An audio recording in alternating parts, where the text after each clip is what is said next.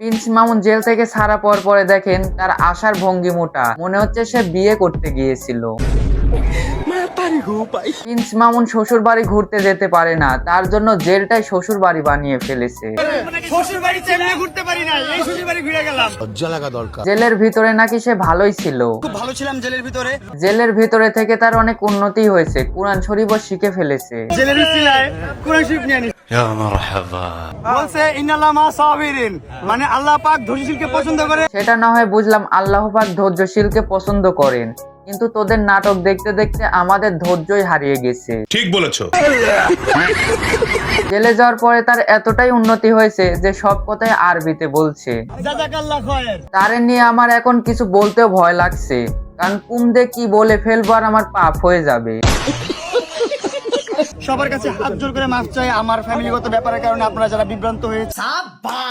এবারকার মতন তোদের মাফ করে দিলাম, এর পরের বার যেন আর তোদের নাটক না দেখি, করলে ডিরেক্টলি সিনেমা করবি।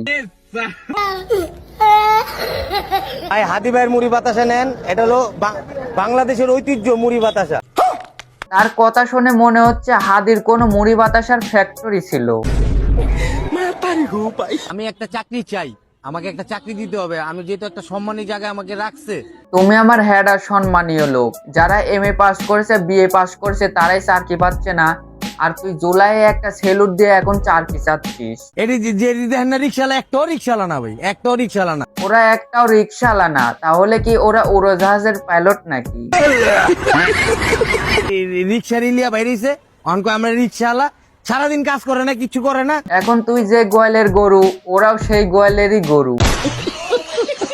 জুলাইয়ের জাদুঘর বানিয়েছে নাকি 141 কোটি টাকা দিয়ে। চলে জাদুঘরে এটি কি করছে? হ্যাঁ, 141 কোটি টাকা। এই 141 কোটি টাকার মধ্যে 1 কোটি টাকা দিয়ে রিক্সাওয়ালা সুজনের ভাস্কর্য বানিয়েছে। এটা তো আমি 1 কোটি টাকা। কিন্তু ছালপালো কম্পংটা না, রিক্সাওয়ালা সুজনের ভাস্কর্যের জং খুঁজে বের করছে। এই যে জম পরা রিক্সা দেখছেন?